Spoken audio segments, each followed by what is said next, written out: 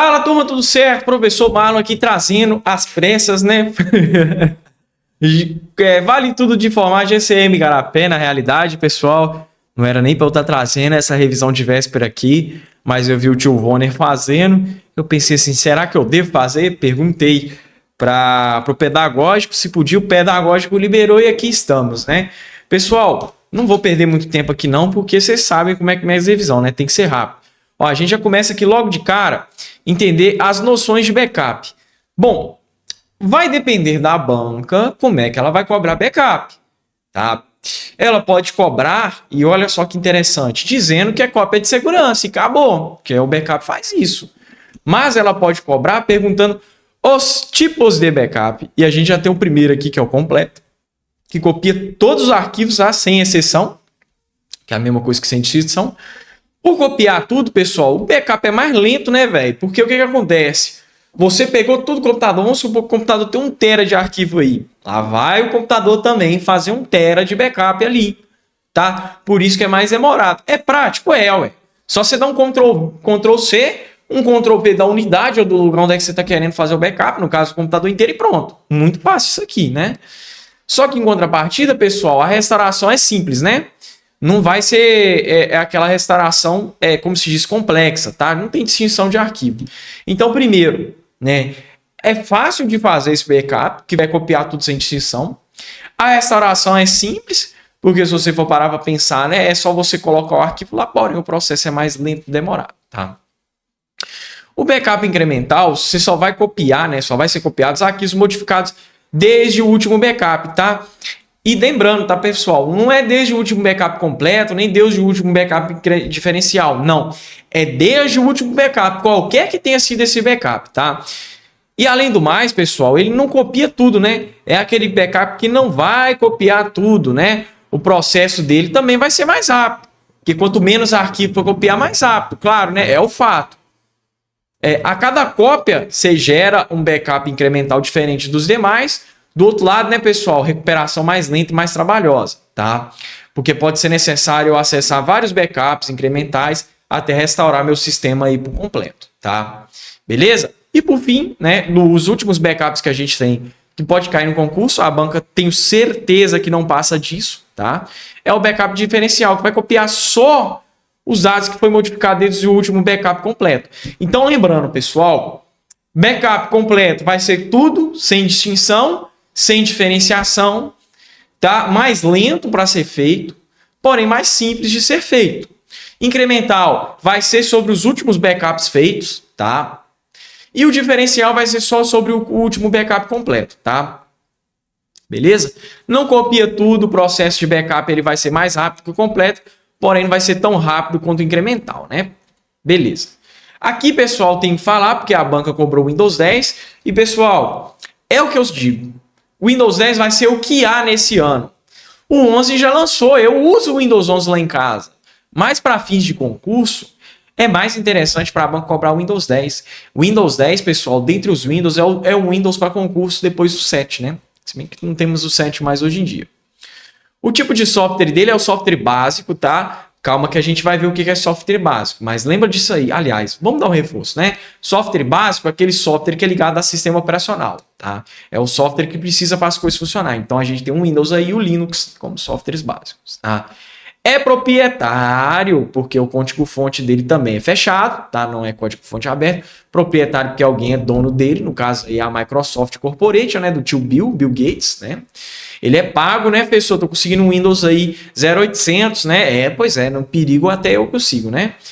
Multitarefa, pessoal. Multitarefa quer dizer o seguinte: eu consigo abrir duas ou mais tarefas no meu sistema. E ele não dá pau com isso. Então aqui, por exemplo, eu estou usando, olha só que lindo, né? Estou com a Google Chrome aberto, estou com o OBS, que é para gravar essa aula aberto, estou com o PowerPoint aberto e o computador é o quê? Windows. Aqui é um genuíno Windows 10 que temos aqui na Vale, né? Então sim, a característica multitarefa. E sobre a característica multitarefa, nós temos a característica preemptiva. O que quer dizer a característica preemptiva?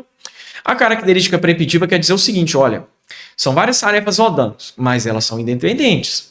No caso, eu tenho uma tarefa que fica em primeiro plano, que é a que eu estou usando no momento. No caso aqui, eu estou usando o PowerPoint em primeiro plano, né? É a tarefa que está sendo executada no momento. Porque em detrimento disso, pessoal, se eu, Marlon, né, tiver meu PowerPoint e dar pau, os demais programas não vão dar pau, vão funcionar normalmente. E digo mais, tá? Além dos outros programas funcionarem normalmente, né, sem dar pau e tudo mais,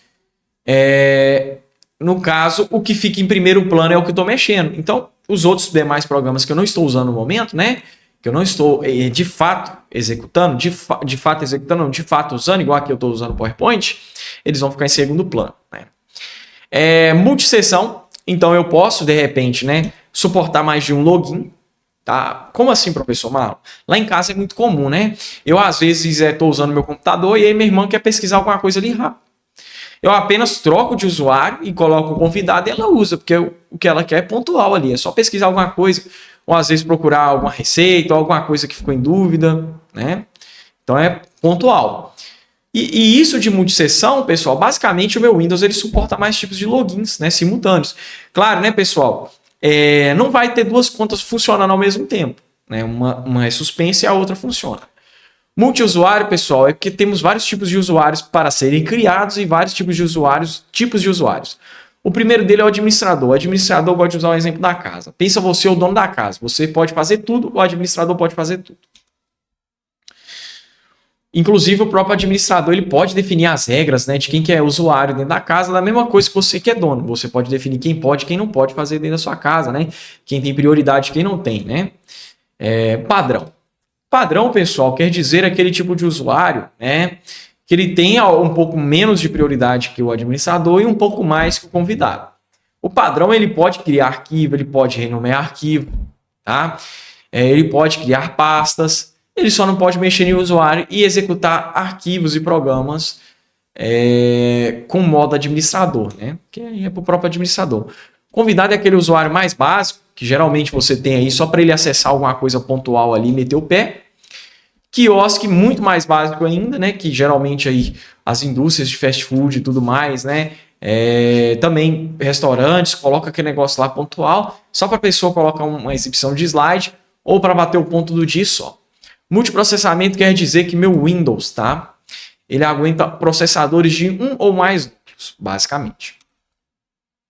A capacidade de gerenciamento de dois sistemas operacionais na mesma máquina, que é o famoso dual boot. Boot vem de ligar e dual vem de dois, né? Dois ligamentos, que no caso quer dizer que liga dois sistemas operacionais. Ao mesmo tempo? Não, né? Aí não, né, filho? Não é ao mesmo tempo, não.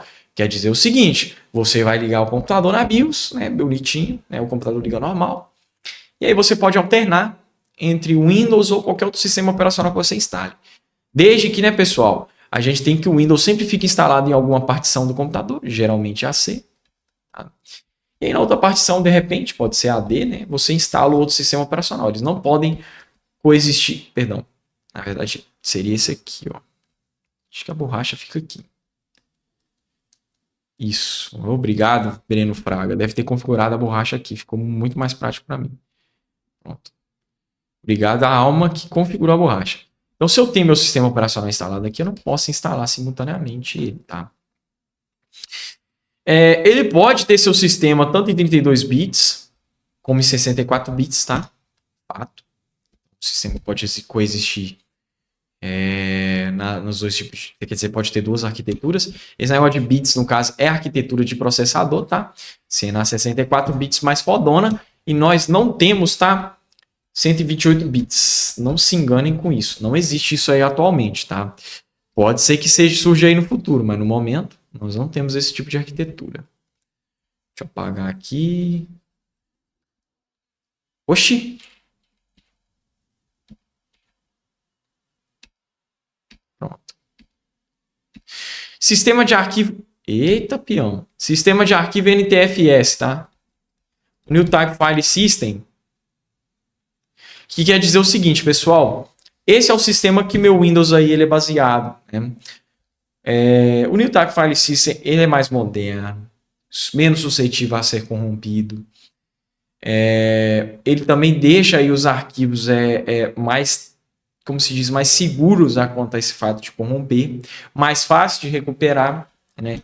Inclusive ele veio aí, né? Outro sistema de arquivo que pode vir cair na sua prova é o FAT32 e o sistema FAT também. o exFAT, que são aí sistemas de arquivos também, né?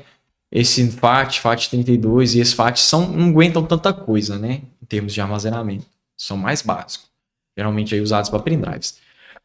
A banca, pessoal, pode dizer para a gente que o Windows é só para computador pessoal, que na realidade não é bem assim, tá? O Windows não é só para computador pessoal, não. Toma muito cuidado com isso, tá? A versão de Windows sim disponível para rodar em dispositivo móvel, que no caso celular. Tem Windows para celular, sim. Tem Windows até para videogame, que no caso o Xbox, aí o Series S, né? E o Series X também, né? Suporta aí para videogame. E aqui tá meio estranho aqui, tô reparando esse negócio aqui. Os atalhos de Windows, pessoal, não tem muito que eu falar de atalho, tá? Porque na realidade eles já estão praticamente aí dizendo para que eles veio. Eu gosto de trazer os atalhos aqui e tudo mais, né? Porque tem chance de cair. Esse aqui é só para Windows, tá? Atalho é memorizar, né? Ou como diria uma aluna aí, né? Ah, professor, mas lá atalho é chute, né? Cuidado, pessoal. Também dá para memorizar atalho, tá? Só pelo chute, não. Aqui mais atalhos, né? Esse aqui é, no caso, os que utilizam a tecla Windows. Beleza? Aqui também mais atalhos, também que utilizam a tecla Windows, tá? E aqui chega uma parte interessante da aula, que eu quero falar da área de trabalho, tá? Inclusive, que aula maravilhosa, tá? Porque eu tô sentindo que tá rendendo, porque eu já falei muita coisa de edital aqui já. Beleza, pessoal, dá uma olhada nessa área de trabalho e diz para mim onde está a pasta, né? Aqui, né? Aqui a gente já tem um exemplo de pasta, aqui também. Aqui também tem uma pasta, ok. Agora eu vou perguntar para vocês, qual desses aqui é atalho e qual é um programa legítimo, né? No caso, é um programa que está ali sem ser atalho. Pelo que eu estou vendo aqui, a gente tem só um, né? Que é a lixeira. Perfeito. Os demais é atalho. E como é que eu identifico atalho? Esse símbolo aqui. Esse símbolo aqui quer dizer que determinado arquivo ou programa, tá? Não se iludam que é só programa, tá? Arquivo também. Pasta também pode existir na modalidade atalho, tá? Beleza? Aqui nós temos o menu iniciar. Vamos lembrar do atalho dele? Ctrl mais ESC. Nós também temos o atalho dele na tecla Windows, né? Que abre isso aqui também. Aqui nós temos o pesquisar, né? A barra de pesquisas. Vamos lembrar que essa barra de pesquisas, pessoal, o interessante dessa barra de pesquisas é que ela, como é que eu posso dizer para você? Consegue pesquisar na internet. Não pesquisa só no computador, pesquisa na internet também. Ao lado aqui nós temos o visão de tarefas. Outra coisa que eu quero falar para vocês. Essa barra de pesquisa funciona por pesquisa por voz. Aqui nós temos o visão de tarefa que cria as áreas de trabalho virtuais, desktop virtuais. Aqui nós temos o Windows Explorer, tá? Vamos lembrar o atalho dele. O atalho dele é o Windows mais tá? Que ele aí abre o explorador de arquivos. Aqui eu tenho a genuína barra de tarefas. Na realidade, a barra de tarefas é isso aqui tudo, mas a banca gosta de focar mais nessa parte aqui. E o que acontece aqui nessa barra de tarefas? Acho que é cá em cima que é o negócio. Rapaz, configurou tão bem isso aqui, velho, que até eu não tô sabendo usar, mas eu não tô falando, detalhe, eu não falei ironicamente não, pessoal. Isso aqui tá muito bem configurado, velho. Depois eu vou até perguntar como é que configura para configurar minha mesa digitalizadora lá em casa, mas enfim. Olha, aqui é um programa que está aberto. Aqui é um programa que está aberto. Fixado na área de trabalho, nós temos esse e esse aqui, tá bom? Eu ainda tenho que acostumar com essa mesa aqui. Oh, beleza, hein? O atalho da borracha fica logo no botão que eu preciso. Então, pessoal, se a banca vier perguntando qual desses programas está fixado, eu só tenho certeza que é o Edge, né? Que aquele símbolo ali do é o Edge, o Microsoft Edge, que é o navegador nativo do Windows. E o Skype.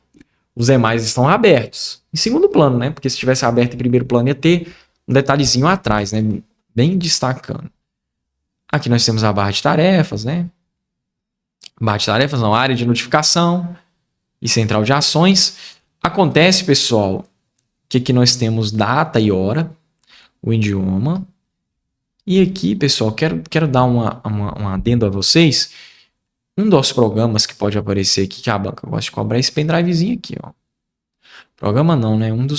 Programa, sim. Programa utilitário. Esse pendrivezinho que pode aparecer, eu vou tentar desenhar ele um pouquinho mais bonito. Tá? Ele quer dizer o seguinte: adicionar impressoras e dispositivos USB. Que situação fática que pode cair isso aqui? A banca dizer o seguinte, ó, Joãozinho estava usando seu computador e Joãozinho foi lá e adicionou uma impressora nova à sua máquina. Aí a Bianca pergunta: sobre esse exposto, como é que o Joãozinho pode... Qual ferramenta que o Joãozinho pode adicionar uma impressora nova na área de notificações, né? Geralmente o aplicativo é esse do pendrivezinho, né? Que adiciona dispositivos e impressoras. Ele também pode fazer isso no painel de controle e no configurações. Lembrando que configurações aí, para acessar o configurações, o atalho é o Windows mais I, tá? Beleza? Tô dando um pouquinho de defeito. Deixa eu mexer com o meu mouse aqui. Está com um pouquinho de defeito. Os aplicativos padrões do Windows 10 são aqueles aplicativos ativos. Nós temos o 3D Builder, né? Que é um aplicativo aí para criar formas geométricas em 3D, né? No caso, figuras em 3D. O Assistência Rápida, que no caso aí é um aplicativo nativo do Windows para computação remota, né? Para a pessoa acessar de longe o computador e também fornecer um serviço de suporte. O bloco de notas aí, né? Que o arquivo padrão dele é o TXT, o de texto simples, né? Que é aquele texto tão simples que no máximo ele aceita aí negrito, itálico, alterar o tamanho da fonte, o tipo de fonte e só. Esse aí é o TXT, o texto simples do bloco de notas, né? Nós temos a conexão de área de trabalho remota, né? Que é um pouco mais rudimentar do que a assistência rápida. Eu falo rudimentar porque a conexão de área de trabalho de remoto é mais simples, né? Mais simples e rústica, né? Além disso aí, ela serve para a pessoa acessar o computador dela à distância, propriamente para isso. Claro, né, que tem que ter autorização para isso aí, né? Não é tão fácil assim, não, senão todo mundo hackeava todo mundo. A ferramenta de captura, né, que faz o famoso print aí das telas e tudo mais, né? O gravador de passos, que é outro nativo aí, que ele serve aí para gravar, no caso, quais as últimas ações que eu executei, né? Tipo assim, ele grava, fulano abriu um programa, depois clicou com o botão de esquerda, depois o direito, por aí vai. O Microsoft Edge, que é o navegador nativo aí do Windows, tá? Mapa de caracteres que mostra aí quais caracteres possuem, geralmente esses caracteres que não aparecem no meu teclado e tudo mais, e mostra aí quais caracteres aí determinada fonte possui, né? Se eu quiser, por exemplo, pegar o caractere, vamos supor, do símbolo do ômega, até pode ter no meu tipo de fonte. O negócio é que eu tenho que acessar o mapa de caractere para obter esse caractere especial. O mesmo é do pi, né? Porque nem todo teclado tem pi, né? É raro. O Paint, né? O Paint aí que o pessoal pensa que é para pintar, né? Essas coisas assim, que nada, não se engane. O Paint, pessoal, a gente tem como uma ferramenta de editor de imagens, né? Inclusive o formato de imagem padrão, né? Que é criado dentro do Paint, que você consegue salvar nele, embora ele recomende o PNG ou BMP, que no caso aí é o formato de imagem de mosaico, os demais aí são em vetores. O Paint 3D, que a galera pensa que é só para 3D, mas eu consigo criar figuras 2D dentro dele, tá? Também as 3D. O Print 3D, né? Que eu consigo imprimir formas em 3D se eu tiver uma impressora 3D. Mas se eu não tiver, não tem problema. Eu posso, né? No caso aí, no próprio Print 3D, solicitar um orçamento de algum lugar que tem uma impressora 3D para imprimir para mim, né? Tudo isso online. O Groove Music, que é do Windows 10 aí, o leitor padrão de som, né, de áudio do Windows 10, o Photos, que é o de imagem, o WordPad, aí que digamos que ele é um bloco de notas melhorado, né, que ele salva aí o arquivo em RTF, Rich Text Format, né, formato de texto rico, beleza? Inclusive ele suporta imagem, tabela, parágrafo, né?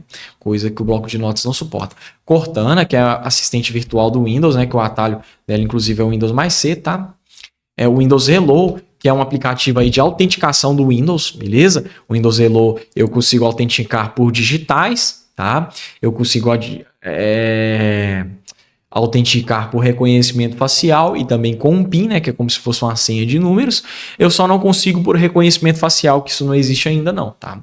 Embora tenha autenticação por reconhecimento facial, por reconhecimento vocal, o Windows Hello ainda não tem essa tecnologia. O Windows Defender, que é o antivírus nativo do Windows aí, tá? O Windows Stories, que é a loja de aplicativos e programas do Windows. O Windows Update, que atualiza o meu sistema, né? A central onde eu atualizo o meu sistema. O Microsoft Defender Firewall, que é o firewall do Windows. O executar, que inclusive tem de atalho o Windows mais R, né? Que através do executar eu consigo acessar qualquer pasta do meu computador, desde que eu saiba o diretório dela, tá? Já vou falar isso de diretório mais na frente. E também eu consigo acessar alguns programas que a Bancost cobra, que você me deu o prompt de comando, né? Que é o terminal aí do Windows, né? Que acessa aqueles códigos e tudo mais. O Regedit é o editor de registros. E nós temos também o Regedit, CMD, Também, se eu quiser, né, eu posso, desde que eu reconheça a extensão, né, do determinado arquivo, eu posso também abrir um arquivo. Um exemplo aqui é o Google Chrome, né, pode ser aberto. E o Windows Explorer, né, o explorador de arquivos, né, que é com ele que eu consigo ter os arquivos organizados e tudo mais, né, desses arquivos que estão dentro de um disco, de uma unidade, tá? Aqui nós temos as janelas, né? Como é que elas são organizadas. Aqui nós temos o que é chamado de barra de títulos, tá? Que apresenta o nome do programa, que está em uso e tudo mais, né? Do documento atualmente aberto. Aqui nós temos as barras de menus. Tá? Isso aqui é um exemplo de janela, tá, pessoal? Então, se ele perguntar o que está em cima, barra de títulos. Se ele perguntar esses menuzinhos, barra de menus, tá? Aqui nós temos a barra de menu. Aqui nós temos o minimizar, o maximizar e o fechar, tá? Faixa de opções, né, que todo programa tem. E aqui no 6, geralmente costuma vir o que a gente chama de barra de rolagem, tá? É isso aí. Já deu para falar de tudo. Beleza. Caracteres que não são aceitos no Windows, tá? O Windows ele tem uma peculiaridade de não aceitar caracteres determinados. Porque ele chega no baseado e fala não ao baseado. Tá? Por quê? Baseado não pode, né, galera? Porque reprova na investigação social. Que baseado que o Windows não aceita? Barras, aspas, aí eu tenho que tomar cuidado, que é só a dupla, tá? Os sinais de maior e de menor, de maior e de menor, interrogação,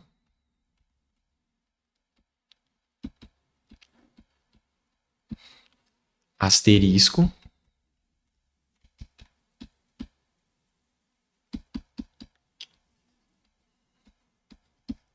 e 2 pontos. Já eu desenho os demais. Preocupa não, pessoal. Aqui, ó, aspas duplas. E as barras, né? Beleza. Esses aqui que o Windows não aceita nem de cabo nem de rabo, tá? Além disso, pessoal, justamente pelo fato do sistema operacional ser case insensitivo também, né? Que você não consegue diferenciar letras maiúsculas de minúsculas, né? No caso aqui, para o Windows, tanto vale tudo maiúsculo, tanto vale tudo minúsculo, é o mesmo tipo de arquivo, tá?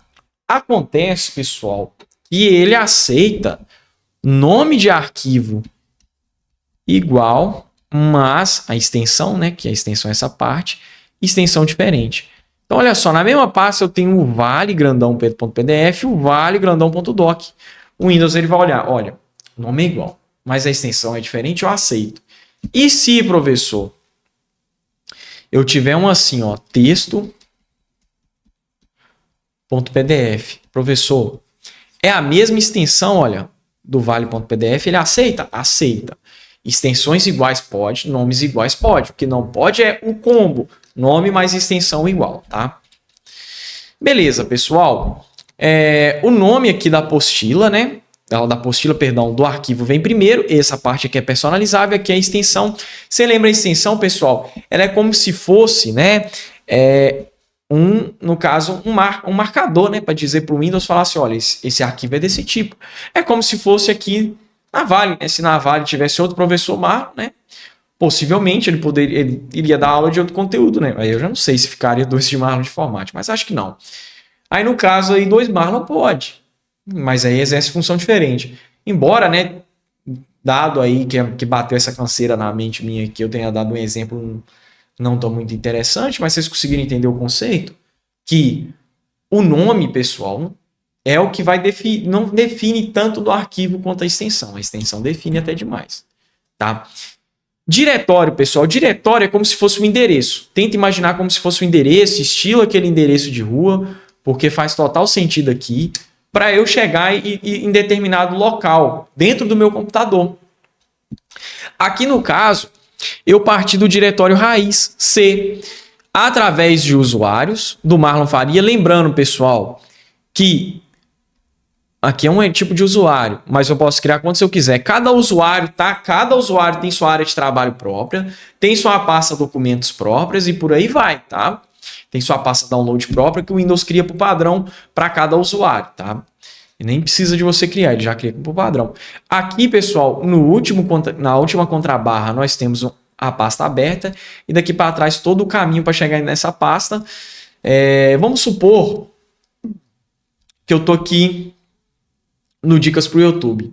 Como é que eu faço para voltar para a pasta, no caso, deslocar para essa pasta aulas e plano? Aqui, ó, clicando nesse botão. Esse botão significa subir um nível, que eu volto a um nível anterior da minha pasta. Diferente desse aqui, esse aqui é o retroceder. Por que que nem sempre o retroceder vai ser a alternativa, né? E aí você presta atenção que se tiver esse aqui e esse aqui, você tem que marcar esse aqui. Na ausência desse, né, que é aquele ditado, quem tem cão caça com gato, o daqui funciona também. Agora eu vou te dar a explicação por que, professor, que tem que ser ou subir um nível. Né? Por que tem que ser esse aqui para isso? Porque o que acontece? Vamos supor que você está na pasta C. De repente, você já vai direto para Dicas do YouTube. Aí se você aperta esse Filho de Deus, você volta aqui para o C, direto. Agora, se você aperta esse Filho de Deus, você não volta direto. Você vai para cá, para Aulas e Plano, tá? Isso aqui é um ícone de pasta, né? Aqui eu já falei do ícone de atalho. Aqui nós temos um programa legítimo, né? Na área de trabalho, aqui nós temos um ícone de uma pasta, né? Inclusive essa pasta aqui tem conteúdos. Vamos fixar aqui que a pasta vai organizar arquivos, subpastas e atalhos de programas. E pasta, pessoal, vamos tomar cuidado, né? Pasta não tem extensão, tá? Tipos de extensão que eu tenho que falar para vocês, tá? DocX, PPS, PPTX, PPT, perdão, daqui a pouco eu falo dessa POT, tá? PPT, XLS, XLSX, tudo é do pacote Office. Agora, quem é quem, professor? Essas duas aqui são de Word, tá? Essas quatro aqui são só do PowerPoint. Essas quatro aqui são só do PowerPoint. E essas duas aqui são só do Excel. Eu quero dar um destaque a vocês que esse X aqui, ele quer dizer um negócio. Que o meu programa do pacote Office, seja o Word, seja o Excel, seja o PowerPoint, dos que eu citei, ele é após 2007 e segue até os dias atuais. No caso, o Office 365, ele usa a extensão X. No caso, então, a gente tem aí que é pós 2007 aí. Porque antes de 2007, nós tínhamos a extensão sem esse X. Eu quero dar outro destaque aqui importante sobre isso aqui, ó. PPS e PPSX, tá? Ambos, lembrando que o X destaca que é após 2007. Ambos são um arquivo padrão de apenas apresentação do PowerPoint.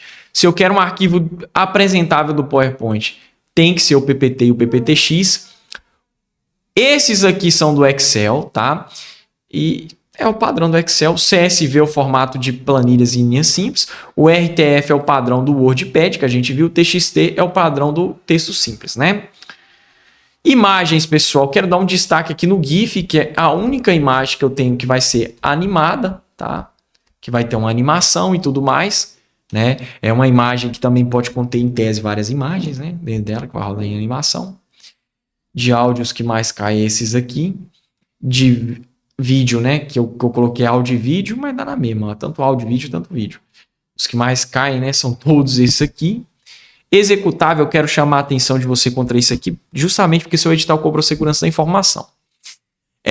O executável, primeiro, ele só funciona no Windows. Segundo, pode conter malware, né? Um software malicioso. Geralmente a banca gosta de falar que pode conter vírus. Lembrando, pode conter.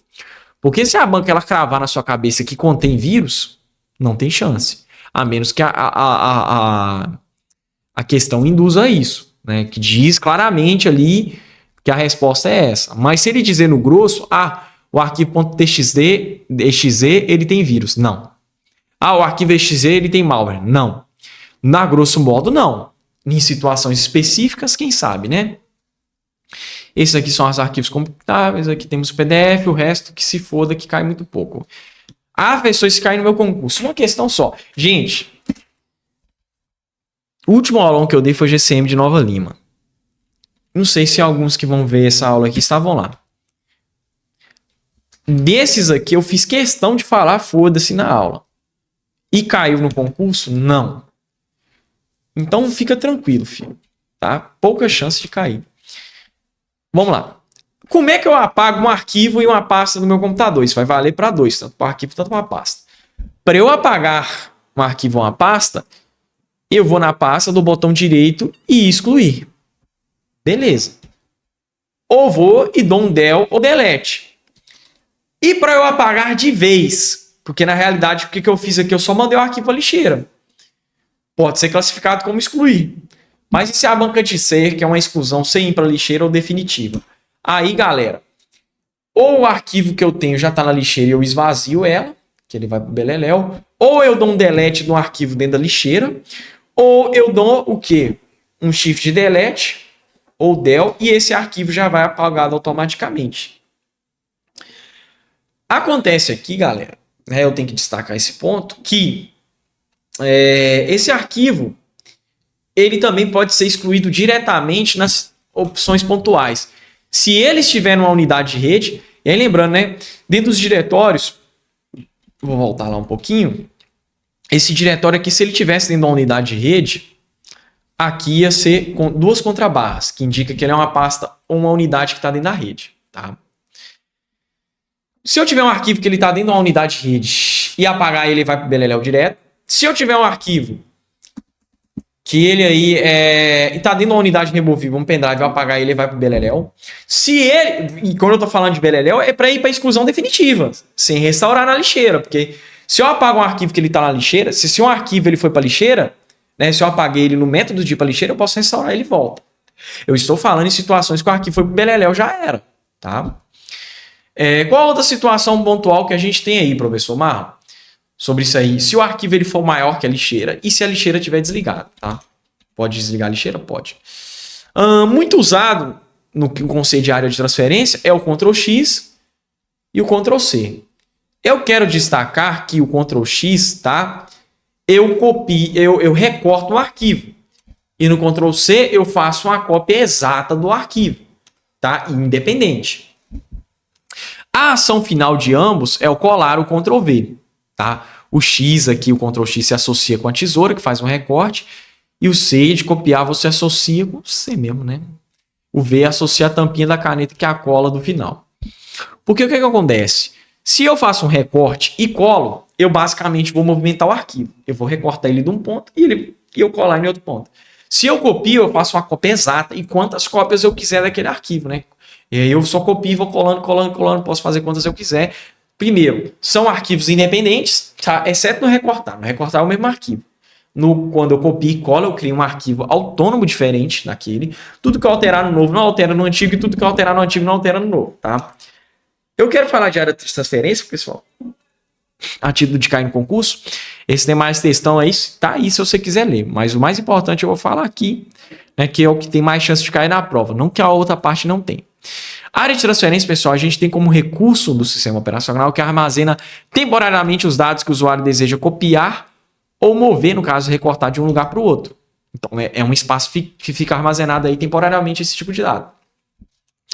Noções de hardware e software tem que falar porque é o básico e cobrou no seu edital. Tá lá, inclusive, nesse nome. Hardware, pessoal, a gente tem como a parte física do meu computador, né, da minha máquina, e software eu tenho como a parte lógica do meu computador, tá? Beleza? Então, basicamente, o hardware é tangível, eu consigo tocar nele, e o software eu não consigo tocar nele, né? Por exemplo, o que você está vendo no seu celular aí, rodando no YouTube, está sendo rodado pelo software do YouTube. E o hardware que você está tendo para isso ser possível é só a tela do seu celular, né? Para você ver e tudo mais.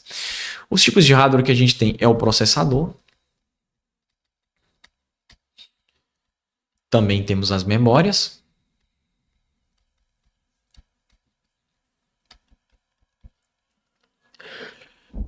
Temos também os periféricos. Temos também os barramentos, que vão ligar tudo que funciona na máquina e tal. Vou falar de cada um por etapas. O processador ele também pode ser chamado de CPU, Central Processing Unit, ou UCP, Unidade Central de Processamento. Acontece que o processador é como se fosse o cérebro do computador, o cérebro da máquina. Então ele que vai fazer os cálculos, essas coisas sim, operações aritméticas, é ali para esse cara. As memórias, e eu vou aprofundar mais na frente, nós temos que vai armazenar algum dado, seja ele temporário ou permanente. Vai depender da qualidade da memória. Se for uma memória volátil, temporário. Se for uma memória não volátil, permanente. Os periféricos, a gente tem eles divididos em entrada e saída. E, inclusive, essa exata palavra que eu vou falar daqui a pouco foi uma das questões que caiu na GCM de Nova Lima. Porque o aulão foi recente, né? Foi semana passada, na realidade, esse aulão, né? Não faz nem muito tempo, né? E aí teve gente ainda que, inclusive, me perguntou depois, professor Marco, cabe recurso nisso aí? Nem tinha saído do gabarito. Eu falei, você acertou, filho, pra que recurso, entendeu? Então, assim, pessoal, fica tranquilo, tá? Às vezes pode ser que na prova, né? Pode acontecer, é verdade. Pode acontecer do seguinte, você terminou de fazer esse concurso e tá na dúvida sobre uma questão, tá na dúvida se cabe algum recurso, aí não tem problema. Você pode entrar em contato no meu Instagram, eu respondo tranquilamente, eu vivo é para isso aí, para ser professor, né? Seja de concurso, seja da rede estadual, seja da rede particular, eu tô trabalhando aí, tá? Beleza. E os barramentos, pessoal, basicamente vai ser o que liga, né? Cada componente da máquina. A gente tem um exemplo de barramento aí USB, né? Que a gente consegue ligar periférico através dele. Dito isso, nós temos também categorias de software. Nós temos o software básico, que também pode ser chamado de base, que basicamente é os sistemas operacionais, né, que é o chão aí da fábrica para tudo rodar.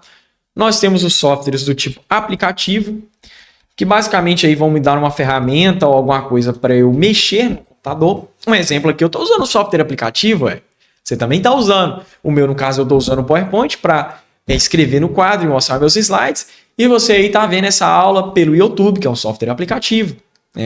E nós temos um software aí utilitário, que esse software utilitário ele vai ficar rodando em segundo plano, ele pode também exercer uma função extra ao meu sistema operacional, e geralmente softwares utilitários que caem no concurso é o quê? Desfragmentador de disco, né? Limpador de unidades, também temos uns antivírus, né? Também temos o firewall, né? Os compactadores e descompactadores de arquivo. Terminada essa parte, eu só quero falar um negócio importante para você de arquitetura de sistema, tá? Caiu no seu edital. Eu penso que é difícil cair na prova. Mas eu estou estranhando as bancas ficarem quietas demais contra esse tema e uma hora ou outra alguém vai cobrar. Como é que funciona a arquitetura de sistema? No caso, essa daqui é a arquitetura conhecida como de von Neumann. Como é que funciona a arquitetura? Nós temos um dado, uma entrada de dados. Nós temos um processador. Eu já vou colocar como CPU aqui para você acostumar que é a CPU, que é o processador. Nós temos uma saída de dados que é gerada. E comumente, né, o computador ele costuma interagir com a memória. O que acontece? Chegou um dado novo. Vou até escrever numa cor diferente aqui, para ficar mais fácil de visualizar. O que acontece? Chegou um dado novo. Esse dado novo que chegou, cadê meu pincel? Tá aqui. Esse dado novo que chegou pela entrada, ele passa pela CPU para ser processado, uma entrada de dados. Geralmente, pessoal, a CPU, né, ela costuma colocar em fila na memória, porque é muita coisa para esse cara pensar, e ele não pensa tudo de uma vez, né? Embora isso aí seja feito em segundos, mas o que a CPU pode fazer? Mandar um pouquinho para a memória, para enquanto ela está processando aí o grosso, pegar esse pouquinho de novo e terminar de processar. Então ele interage com a memória e quando esses dados estão prontos, eles saem pela saída de dados. Basicamente isso é a arquitetura de sistema, tá? Sobre as memórias, eu quero falar o seguinte, tá? Lembra que eu falei que a memória... Nossa, mostrou a aula toda. Lembra que eu falei da memória aqui? Que a memória, a gente tem que prestar atenção se ela armazena ou não? O que acontece? Nós temos memórias aqui que somente... Essas aqui que armazenam, porque a característica delas é ser não volátil. Então, armazena.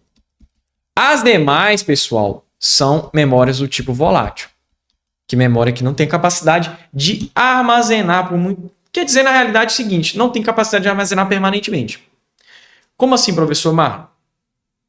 Vamos pegar a memória principal, que é a memória RAM, e a galera que fez GCM de Nova Lima lembra disso aqui, caiu lá no dia da prova, eu falei isso aqui no aulão. A memória de acesso aleatório. A característica dela é ser volátil. E, nossa, que beleza, eu lembro desse exemplo, porque esse exemplo foi o que caiu na prova. Joãozinho, a galera de Nova Lima que estava em Nova Lima, deixa um comentário aí depois, tá? Seu feedback aí é importante. Joãozinho estava aí mexendo no seu computador, né? Através da memória, perdão. Estava aí mexendo no seu computador e tudo mais. E aí o que aconteceu? Seus arquivos estavam na memória RAM. Deu pico de energia e caiu tudo. Os arquivos foram salvos? Ah, mas pessoal, estava salvo na memória RAM. Pois é, mas a memória RAM não guarda armazenamento. Se tivesse na secundária, sim. E se estivesse salvo na memória RAM, eu pergunto, também não guarda. A memória RAM é apenas de leitura, tá? Ela já tem informação já guardada. Ela não guarda novas informações, tá? A memória RAM é read-only memory, apenas memória de apenas leitura. Os registradores aí, que são componentes ou a memória mais interna ao processador, tá? Memória de registro aí do processador. A memória cache nós temos ela dividida em dois modelos, o L1 e o L2. Vocês estão percebendo que a minha caneta hoje tá doidona, né? O L1, no caso, é mais interno ao processador, o L2 é mais externo ao processador. É isso aí que eu tenho para dizer para você, para facilitar a sua vida. Das memórias secundárias, nós temos um batalhão de memória. Nós temos o HD, que é o disco rígido.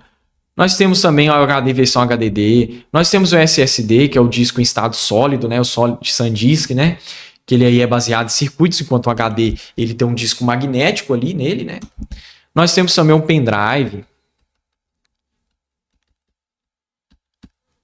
Temos CD, DVD, por aí vai. Tudo isso aqui armazena, tá? Tudo isso aí tem a capacidade de armazenar. Acontece que quanto mais acima, maior o custo, maior a velocidade da memória, porém, olha só, a capacidade dela. E quanto mais abaixo, mais barato, porém, velocidade mais baixa, porém a capacidade é mais alta. Tanto é que esses bichinhos aqui, que eles geralmente chegam a 1 tera, tá? E lembrando que memória RAM também tem... A memória RAM, assim como o processador, tem frequências, né? No caso, a frequência é em Hertz, né? Nós temos aí... Eu já vou falar aqui mesmo, a frequência. Ó, tamanho da memória. Nós temos... A menor unidade de memória é o bit, tá? O bit, ele armazena as informações em binário, zeros e 1, tá? Esse é a menor unidade de memória. Nós temos o byte. Um byte, pessoal... equivale a 8 bits de informação. Então, ou seja, a cada 8 bits eu tenho um byte. Nós temos o kilobyte, nós temos o megabyte, nós temos o gigabyte e nós temos o terabyte, tá? Sempre, pessoal, quando eu for voltar para trás, eu multiplico de 1024 em 1024. Tá? Pode de 1000 em 1000, professor Marlon? Pode, já até te ajuda. E para frente, né? Se para trás eu volto multiplicando, para frente eu avanço dividindo. Porque aí, professor Marlon, né? Você deve estar pensando aí, o que eu faço agora? Que aí o que acontece, meu aluno? Se você tem 1024 megabytes, quanto isso aqui é em gigabytes? Ora, é só dividir isso aqui por 1024. Dá quanto? Dá 1 gigabyte. Então, 1024 megabytes é 1 gigabyte. E se eu quiser, por exemplo, voltar 1 terabyte para gigabytes, fica quanto? Fica 1024 gigabytes. Ou, né, você pode colocar 1000, e aí no dia da prova, inclusive, pode ficar tranquilo que a banca raramente coloca 100% preciso, né? Não vai acontecer, tipo assim, ele pediu essa questão para você voltar 1 tera em gigabyte, não vai ter uma alternativa com 1024 e outra com 1000 só de sacanagem, não. Essa de 1000 nem vai ter essa daqui de 1024 mais redonda. E aí você viu como é um valor aproximado, marca que é mais aproximado, tá bom? Os periféricos, galera, esqueci de falar um negócio aqui, né? A capacidade de ciclos por segundo do processador, que é dada em Hertz, né? A unidade mais básica nós temos o Hertz, depois nós temos o Megahertz, depois nós temos, perdão, não é o Megahertz, é o Kilohertz, né? KHZ na realidade. Vou colocar aqui bonitinho. KHZ, MHZ e GHZ, tá? Me perdoem pela minha mesa digitalizadora, porque hoje tá difícil. E aí, pessoal, nós não temos essa daqui ainda, tá? Porque sonhar pode, né? Talvez daqui 2 anos, quem sabe, né? Isso me lembra até eu quando eu tava conversando com o Vonner, né, na viagem de Nova Lima, falando, né, que a cada 3 anos parece que o processador melhora, né? A gente tinha falado isso, ele até falou que tem uma lei disso aí, né? Lei Moore. Pra vocês verem que o Vonner não é brincadeira. Ah, e detalhe, tá? Vocês acham que é a minha aula que vai entregar muita questão, meu filho? Vocês que não sabem. O Vonner, meu filho, dando aula de atualidades, pra você ter uma ideia, na Nova Lima ele entregou, foi tudo. Até aquele negócio da igreja, velho. Fiquei de cara com ele, velho. Então, assim, eu recomendo, vocês querem tirar ponto, eu acho mais garantido nesse concurso o Vonner entregar tudo de novo, tá? Inclusive, manda um abraço lá pra ele quando vocês verem a aula deles lá, fala que eu mandei um abraço pra ele, né? Beleza. E aqui, pessoal, de como é que funciona isso aqui? Bom, esse aqui, se eu quero voltar pra trás, felizmente é de 1000 em 1000, tá? Pra frente divide por 1000. Então, se eu quero converter, vamos pegar aqui melhor, 2 GHz em megahertz, dá quanto? Se é de 1000 em 1000, então aqui vezes 1000, 2000. Pronto, agora apaziguamos essa parte. Dispositivo de entrada e saída caiu na GCM de Nova Lima. Então, vamos embora aí. Os de entrada, nós temos o teclado, nós temos a webcam, nós temos o scanner, nós temos a manete de videogame, que nem cai no concurso, tá aqui só de bode expiatório, nós temos o mouse, a caneta digitalizadora que seu professor Biruta está usando agora. Nós temos o mousepad, né, que é literalmente aquele espaço de mouse ali, como se fosse pro touch de um notebook. Nós temos esse mouse ergonômico aqui, que eu nem sei se essa carniça existe na vida real.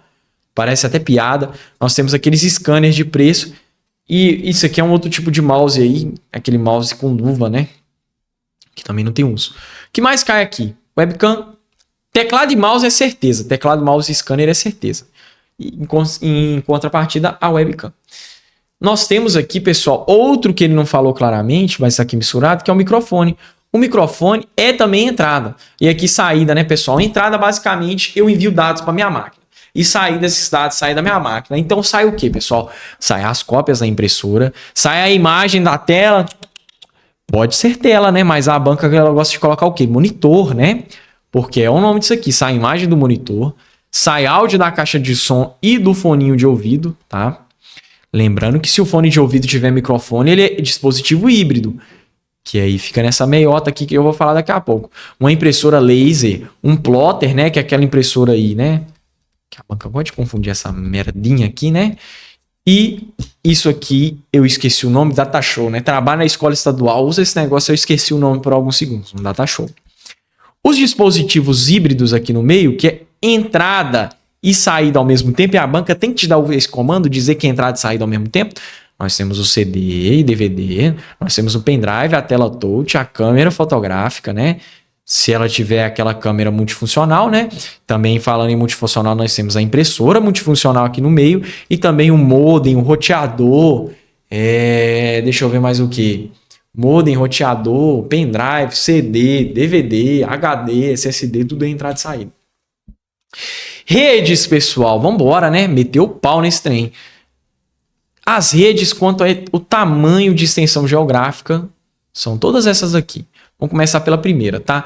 A primeira é a Personal Area Network, que é a rede de área pessoal, que eu vou usar de exemplo, um exemplo aqui bem claro. Aqui onde eu tô tem uma rede de área pessoal, no caso meu celular, que está conectado via Bluetooth ao computador, formou uma rede de área pessoal. A PAN, pessoal, vamos pegar de exemplo aqui, ela é do tamanho de um quarto. Não é muito grande, é pessoal, é para pouca coisa, é para coisinha simples, né? Do tamanho desse estúdio aqui da Vale, que é pequenininho também, né? E é isso, que é a PAN, basicamente. Não tem muito o que mexer aqui, não. A LAN, a extensão geográfica dela, que é a Local Area Network, bom, a gente vai ter que comentar um pouquinho mais. De qual tamanho seria? Seria, pessoal, do tamanho de uma casa, do tamanho de um prédio, de uma empresa, de um laboratório. Daqui a pouco eu falo da WLAN, tá? Que aí vai fazer sentido quando eu falar de todas essas. A MAN é a Metropolitan Area Network, né? A Area Network eu escrevi em todos, é assim que escreve, tá? Do tamanho de uma metrópole, de uma cidade, município. E a maior de todas, parecia um angolano, Wide Area Network. Essa é a maior que a gente tem em extensão geográfica, do tamanho de país do tamanho de continentes, multicontinental, do tamanho do mundo, enfim. Inclusive a internet vale-se desse tamanho, né? A internet é grande. E nós temos também a versão W, que a W, pessoal, significa wireless. Ou seja, é o mesmo conceito da PAN, da LAN, no caso aqui nós temos uma WLAN, nós temos também uma WMAN, nós temos uma WPAN, a WLAN já está aqui, só nós temos uma WW1, né? WAN só existe nesse formato aí. Que quer dizer o seguinte, que agora essas redes vai valer o mesmo conceito da Local Area Network, que a LAN agora é sem fio, né? Não é cabeado, eu consigo acessar ela sem fio. Uma PAN, por exemplo, sem fio. Uma MAN sem fio. Então, quando que pode vir isso aí numa questão? Pode dizer o seguinte, ó. Joãozinho, ele tá montando um laboratório e quer colocar a rede. Só que tem um porém, o Joãozinho, ele não quer CAP, quer mexer essa rede sem fio. O que que ele faz? Ele coloca uma rede do tipo LAN sem fio, uma WLAN. Internet, intranet e extranet, meu tempo está começando a correr, galera. E incrível, velho. Toda aula de informática eu passo tempo. Eu vou começar a tomar xingo aqui já. O que acontece? Aí, pessoal... lembrando, não esquece, tá? De deixar o like. Eu esqueci de falar isso, que eu tava tão vibradão. Não esquece de deixar o like, se inscrever no canal, apertar o sininho e comentar no vídeo. O último vídeo da GCM de Nova Lima, o pessoal gostou pra caramba. Por isso que tá tendo mais revisão de véspera de informática, tá? E inclusive essa revisão de véspera de informática conseguiu sair por causa disso, tá? Esqueci até de comentar, foi por causa disso também que saiu. Então nesse vídeo não faça diferente, vamos manter o ciclo. Deixa o like aí, se inscreve no canal, comenta. O pessoal também comentou bastante no último vídeo, tá? E também, pessoal, gostaria de falar para vocês, nessa altura do campeonato, né, se você quer um simulado para se preparar para a prova, nós temos sim um simulado para este concurso, tá? No link aí abaixo você consegue acessar um simulado para este concurso e também entrando em contato com o nosso atendimento você consegue acessar simulados para demais concursos que estão para sair e que já estão com o edital aberto, tá? Beleza? Não esquece de entrar em contato aí e fala lá que veio pelo professor Marlon, que eles vão te arrumar um descontinho maroto para vocês, tá? Beleza? Opa! Aí. A intranet, pessoal, é uma rede privada e ela é restrita a uma corporação. A rede privada de uma corporação, que só o pessoal autorizado pode entrar. E nós temos um detalhe. A intranet, pessoal, ela não pode ser acessada de fora, somente dentro daquele espaço daquela corporação. Ela se vale da tecnologia de internet. Aliás, todas essas três aqui se vale da tecnologia de internet, tá? Das tecnologias da internet, que é as tecnologias que usam a famílias de protocolo TCP/IP, tá? Beleza? E basicamente é isso, tá? É uma rede privada de uma corporação, de uma organização, que você precisa de acesso autorizado para entrar e ela é restrita àquele espaço geográfico. A extranet, nós temos um tomperinho a mais, que agora eu tenho a extranet como se fosse uma intranet, com o mesmo enunciado da intranet, só que agora tem um detalhe novo no enunciado, eu posso acessar de fora. Beleza? E a internet, pessoal, é a rede mundial de computadores. A rede global de computadores pública, qualquer um pode acessar. Mas espera aí, professor. Qualquer um pode acessar e tudo mais, é de graça? É de graça, mas eu pago. Você paga o provedor, né? Aquele provedor pode prover o serviço, né, para a internet chegar na sua casa, que tem os cabeamentos, né, que tem aquela questão das rotas e tudo mais. É isso aí que você paga. A VPN é a Virtual Private Network, é a rede virtual privada, que eu uso ela, basicamente, ela se vale de um conceito de rede privada aí, mas ela usa a internet para funcionar, tá? Ela usa a internet aí para funcionar. Basicamente, eu consigo, né, acessar a rede de internet, né, passar pela internet, ou chegar até onde o servidor que eu quero chegar, através de um espaço criptografado que tunela meus dados, tá? E isso aí deixa ele mais seguro, né? Deixa tudo mais seguro. E a backbone a gente tem como se fosse uma espinha dorsal. Aí que temos todos os componentes, todos os cabos, né, passando por aí, que compõem essa questão da internet, né? Os cabos aí da backbone, que é a espinha dorsal, eles são inclusive, pessoal, feitos de fibra ótica, né? Passam por debaixo do mar e tudo mais. Vamos só terminar de fixar isso aqui, ó. Isso aqui, privado. Privado. E essa daqui é a única que é pública da galera, tá? Todas usam todas, tá? Todas aqui usam da tecnologia do tipo TCP/IP, que é a tecnologia da internet. Vamos pro próximo aqui falar dos protocolos, né? Eu tenho muito pouco tempo para falar do protocolo, tá? Muito pouco tempo para falar de protocolos, tá? Os protocolos que a gente tem o IP, que é o Internet Protocol, que é o protocolo de internet, que ele é como se fosse um endereço lógico para minha máquina, né? Diferente do MAC, que é um endereço físico da minha máquina, né? O IP ele existe aí na versão IPv4, tá? O IPv4, inclusive, nós temos ele aí de 4 dígitos separados aí, tá? Que vão até o... Pessoal, vai do 0 até o 255, né? Eu tinha falado outro número. É do 0 até o 255. E nós temos também o IP versão 6, né? O IPv6, que ele é em hexadecimal. Aí, no caso, em vez de 4 fileiras, né? Ele tem 8 fileiras. E aí, separado por 2 pontos. É tanta fileira, né? Que eu vou até abreviar. Aliás, inclusive, se tiver uma fileirada de zeros, tá? E aí, no final, por exemplo, tiver, sei lá, terminado com 7 ou 5, 2, 4, 7, por exemplo, né? 5, 2, 4, 7. E aí, por exemplo, ele vai pulando esse 0 até chegar no final, tá? Esse aí é o endereço que a gente chama de IP versão 6, tá? Que na realidade aí é 4 dígitos, enquanto o outro aí nós temos só que ele vai até do 0 até o 255 por dígito aí. E aqui nós temos aqui um espaço, uma fileira para 8, tá? Hexadecimal, no caso, permite letras até do A até o F e números de 0 a 9, tá? 0 a 9 quer dizer que eu posso formar o número 2000, por exemplo, né, pessoal? É tipo assim, 9 aí A, B, C, não. Tá? O HTTP, que é o protocolo aí de hipertexto, tá? Que ele é um protocolo aí muito usado para estruturar o funcionamento de um site. O HTTPS, que é a versão mais segura desse. O FTP, que é o protocolo File Transfer Protocol, que é o protocolo de transferência de arquivos. O SFTP, que é um protocolo de transferência de arquivos mais simples e seguro. O SMTP, que é o Simple Mail Transfer Protocol. O POP3, que é o protocolo aí de e-mail, né? O Post Office Protocol, tá? O Post Office Protocol aí, a gente tem ele, caso quando o usuário ele quer configurar seu e-mail para ele receber o e-mail dele no computador dele, né? Aí ele configura o e-mail dele. No caso, isso aí é comum em clientes de e-mail. Nós temos aqui o IMAP, né? Que o IMAP, minha memória está falhando um pouco. O IMAP é o Internet Message Access Protocol, protocolo de acesso de mensagem, né? Que ele é um protocolo aí que permite o usuário acessar o e-mail dele a partir de diferentes dispositivos. Então, se ele aparelho acessar de fora, é melhor esse. E o protocolo TCP, que é o protocolo de Transfer Control Protocol, protocolo de controle de transferência, que ele aí é muito usado, tá? Demais junto com o IP, né? Para formar a família de protocolos TCP/IP, né? Que leva esse nome à toa. Que ele é mais seguro e confiável, porém os dados não chegam tão rápidos. A gente tem o UDP aqui, o User Data Gram Protocol.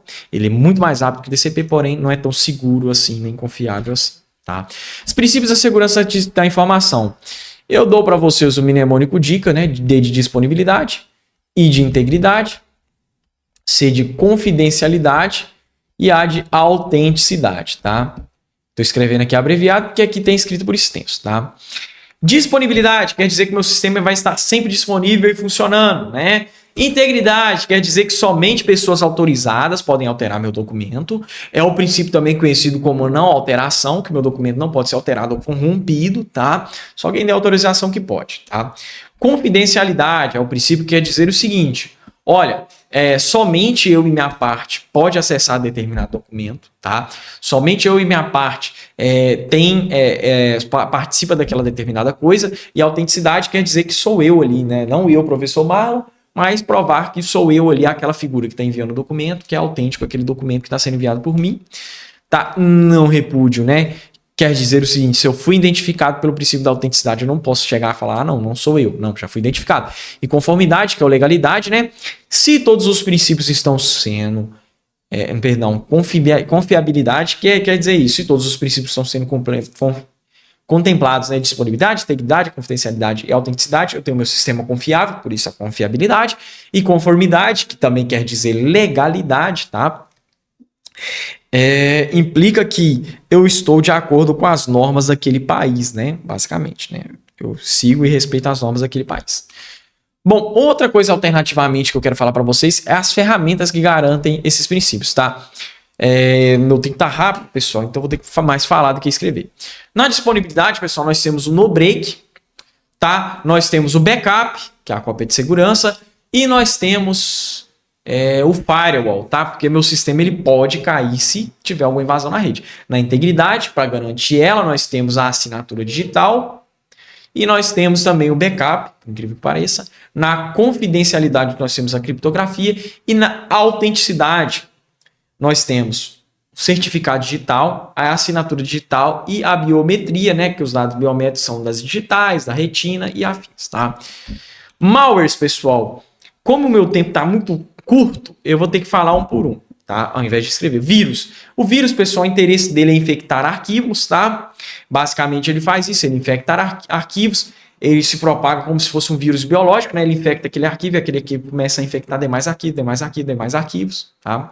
A worm, né, que a gente tem na sequência aí, worms. As worms, pessoal, né? Eu nunca vi a banca falar, mas pode ser, né? Chama de verme também, mas é worms, tá? Para ficar mais fácil. Ela é como se fosse o vírus. Só que a worm, ela não vai infectar arquivo, ela vai se replicar através da rede.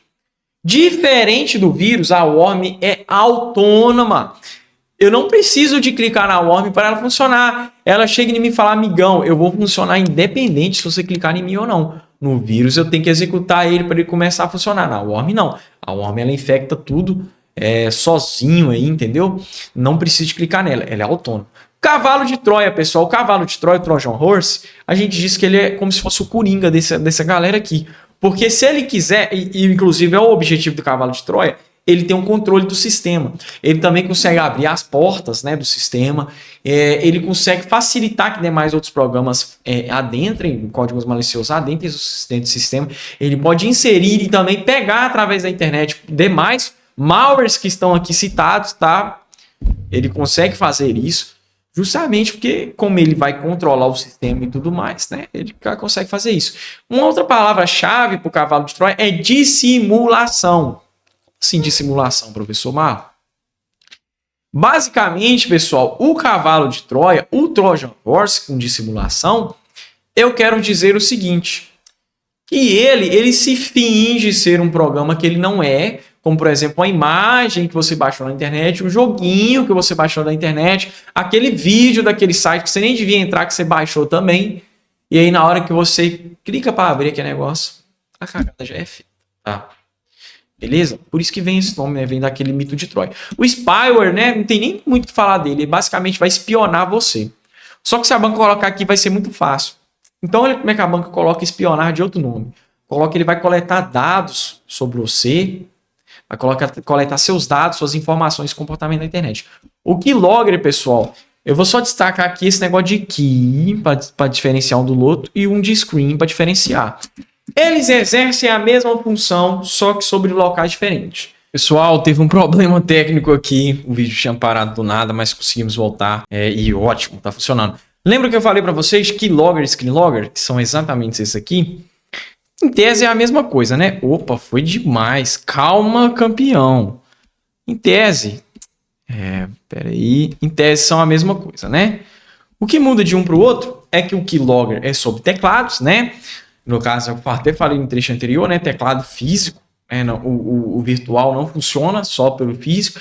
E o screenlogger, pessoal, ele tira prints da tela, né? Faz capturas da tela, do que está acontecendo na tela. E ele ainda pega a posição de onde estava o cursor, que é a setinha naquele momento. O adware, né, é o malware aí de anúncio, que fica exibindo anúncios aí inconstantemente, né, bastante. O ransomware, né, o ransomware, no caso, ransom vem de resgate, né, ele meio que sequestra, assim, sua máquina, né, e exige um resgate depois. Geralmente aí existe ele na modalidade lá de locker e crypto, né, crypto aí de criptografia, locker é de travar a máquina de uma vez, são as duas modalidades. Inclusive aí o ransomware, né, basicamente a banca vai dizer isso, que sequestrou a máquina, né, e exige um valor em resgate, né, ele basicamente é o do resgate aí, né? Tem mais texto para ele, mas lembra que ele basicamente do resgate que já ajuda. O spam, pessoal, o spam na realidade é uma mensagem indesejada, só isso. Ele tá aqui no meio dos malwares porque quando a banca cobra, o pessoal, e eu reparei isso, tá? Aconteceu na GCM de Nova Lima e já aconteceu em demais GCMs. Na GCM de Nova Lima foi um vacilo meu, né? Porque eu podia ter falado disso aqui, né, naquela aula lá, né? De o que é phishing. Mas vamos lá. O que acontece aqui? Eu conheço que certos examinadores, eles não entendem 100% de informática. Então eles vão colocar lá malware, ou às verdade vai colocar sobre antivírus e tudo mais, e vai cobrar sobre malware. Isso seria a mesma coisa de eu perguntar da munição e cair sobre o revólver na prova. Então, já me prevenindo disso, eu estou trazendo isso aqui para vocês, tá? O spam, basicamente, então, é uma mensagem desejada de correio eletrônico, geralmente propaganda e tudo mais, nem sempre é maliciosa. O rootkit, pessoal, lembra desse kit, tá? Porque kit de ferramentas é basicamente o kit de ferramentas do hacker. Já não necessariamente assim, mas se você for parar para pensar no enunciado que pode vir, é um conjunto de técnicas e ferramentas que o hacker ele usa para garantir que ele invada o sistema, para garantir que ele se afixe no sistema, para evitar dele ser detectado mais fácil e para garantir a permanência dele ali. Tanto é que se instalar um rootkit é mais difícil de tirar o hacker aí do sistema, tá? Tirar ele aí do que ele está fazendo, tá? Então ele é um tipo de malware mais difícil de ser detectado, mais difícil de ser tirado.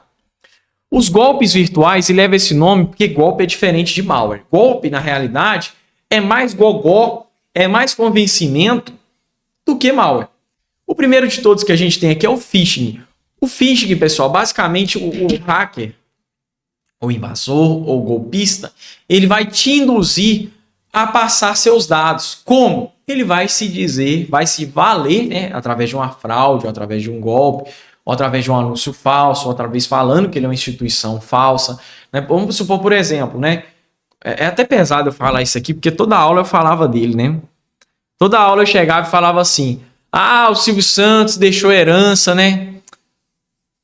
Pior que agora, realmente, né? Mas vamos supor, né, usando esse mesmo exemplo, com todo respeito, porque eu sempre utilizei ele, mas acontece o seguinte, você é o filho, é um dos parentes perdidos aí do Silvio Santos, que ele deixou uma herança, nós entramos em contato com você e coloca lá Instituto Silvio Santos. E aí, pessoal, também o phishing tem essa questão da página falsa. Isso aí, eles dizem no e-mail, tá? Numa mensagem de e-mail, se passando na instituição legítima. Vamos supor que ele tem um link ali, e esse link ele te induz a uma página falsa. Nessa página falsa, você vê lá o site, cara, para te convencer, bonito, ou às vezes pode ser um site do Banco do Brasil, e aí você vê o site do Banco do Brasil mesmo, só que não porém. Na hora que você tecla seus dados lá, vai acessar e tudo mais, você repara, eu coloquei meus dados, eu coloquei tudo. Por que eu não estou conseguindo entrar no site? Pois é, nesse momento, seus dados foram lá pro hacker, pro invasor, pro golpista. E ele tem acesso a ele, seu e-mail, sua senha, seu cartão, porque você passou ele, assim por dizer, mansamente, né? Ele nem precisou de roubar, assim por dizer, tá? Beleza? O farming, pessoal, ele é um phishing evoluído. Ele infecta o DNS, que é o Domain Name Service. Ou seja, na hora que você vai acessar determinado site, vamos supor que você vai acessar o site do Banco do Brasil. De forma transparente, na hora que você vai acessar o servidor DNS, que fica os nomes de domínio, ele vai lá, retorna isso aí, só que ele retorna não a um site legítimo, né? Acontece basicamente isso aqui. Tá aqui você, tá aqui o servidor DNS e tá aqui o redirecionamento ao site legítimo, que é o do hacker, tá? Esse aqui é o do hacker, esse aqui é o legítimo. O normal é fazer esse caminho. Você entrar no servidor, ele redirecionar você ao site legítimo. Só que o espertão, ele corta esse caminho e aí já vai direto para o site dele lá todo armado. Você pensa que é o site do Banco do Brasil, mas não é, por exemplo. Hoax, pessoal, é boatos, né? Fake news, assim por dizer. Né? Um hoax muito conhecido era um tal de boi mate, né? Que era um tomate aí, que eu acho que com um negócio de carne de boi, se eu não me engano, que espalhou bastante na internet. Esse do boi mate é engraçado, porque ele foi brasileiro. E a engenharia social, pessoal, é a origem de todos esses males aqui. Que a engenharia social nada mais é que o gogó. É o cara, ele te convencer, pessoal, é pura arte do convencimento, ele te convencer você a cair nessas mentiradas aqui dele, que é a engenharia social. Então ele vem aí te convencer a cair no phishing, no parming, no Hoax, né? Apesar do PARM e do Pint, né? Geralmente convencimento é por imagem, né? Porque parece aquela instituição. E a engenharia social é a origem desses males aí, tá? Sobre proteção, o antivírus te protege contra vírus, tá? Sobre contra vírus, não, perdão, contra malware. Não é só sobre vírus, tá? É sobre os malwares no geral. O anti-spyware ele vai proteger especificadamente contra o spyware. O anti-spam vai evitar você receber mensagens do tipo spam, que são mensagens desejadas. O Windows Update ele se vale do conceito de segurança, porque um sistema atualizado tende a ser sempre mais seguro, tá? O Windows Defender, né? Ele se vale desse conceito aqui, que ele é um antivírus, tá? Ele se vale do conceito de antivírus. Nós temos a criptografia, né? Que os dados criptografados aí, só quem tem a chave de acesso consegue acessar. Nós temos o firewall. Firewall é como se fosse... Eu gosto de usar esse exemplo do porteiro e eu vou sempre usar, tá? O firewall aí é como se fosse um porteiro da rede. Ele controla aí quem entra e controla aí quem sai. No caso, a entrada e a saída de dados. Perdão, não quem entra e quem sai, a entrada e saída de dados. Chega uma requisição, tá liberada? Beleza, ele deixa entrar. Sai uma requisição, tá liberada, ele deixa entrar. Você que cria esse conjunto de regras aqui para ele, definir quem entra e quem sai. Backup é cópia de segurança, tá? Pessoal, devido a meu tempo ter estourado até demais, né? Eu já falei bastante coisa do edital. Eu só vou passar aqui para vocês, né? Atalho, tá? Nós temos esse atalho aqui. Esses atalhos aqui são de atalhos comuns de Word, PowerPoint, Excel. Deixa eu ver. Aqui são um atalho específico de PowerPoint. Aqui temos as funções, né? Que eu aposto que vai cair no seu concurso, tá? A de dias. Browser, pessoal, eu só quero citar para vocês que o Edge, tá? É o do Windows. Nós temos o Chromium, que é como se fosse a Google Chrome liberando, assim por dizer, o que eles usaram de base para fazer o Google Chrome. Então, ele é de código aberto e tudo mais, não é vírus. A gente tem que o Mozilla dos navegadores ele é de código aberto, o Brave também é de código aberto, aí ele não coleta registros e tudo mais de você. Aqui nós temos os atalhos de navegadores, aqui nós temos os buscadores, nós temos o Google. Pessoal, esse texto aqui tá aí, vocês podem ler tranquilo, tá? Nem precisa eu explicar não. Aqui já tá fácil, é do jeito que cai na prova. Nós temos o Yahoo, nós temos o Bing, e esse aqui é o DuckDuckGo, que ele faz aquele negócio, né, de pesquisa mais reservada, né? Deixa eu coletar dados. E é isso aí, pessoal. Vou ficando por aqui. Meu Instagram, @professor.marlon, tá? Eu até passei um pouco da cota, tá? Eu vi que ia dar mais 20 minutos de explicação, pessoal. Eu tive que terminar por aqui, tá? Qualquer coisa, é só ver a GCM, a minha aula anterior de revisão de véspera de GCM de Nova Lima, tá? Que lá eu comento a parte de Excel, de PowerPoint, beleza? E, pessoal... Professor Marlon vai ficando por aqui, tá? Não esquece, tá, de entrar em contato no nosso link aí abaixo para acessar o simulado para esse concurso, tá? Não esquece de deixar seu like, de se inscrever no canal, ativar o sininho e deixar seus comentários, tá? Devido a isso aí que mais vídeos como esses vêm, né? Devido a isso aí que mais revisões como essa chegam aí. Pessoal, espero que minha revisão seja de grande valia para você. Eu vou indo nessa e fiquem com Deus.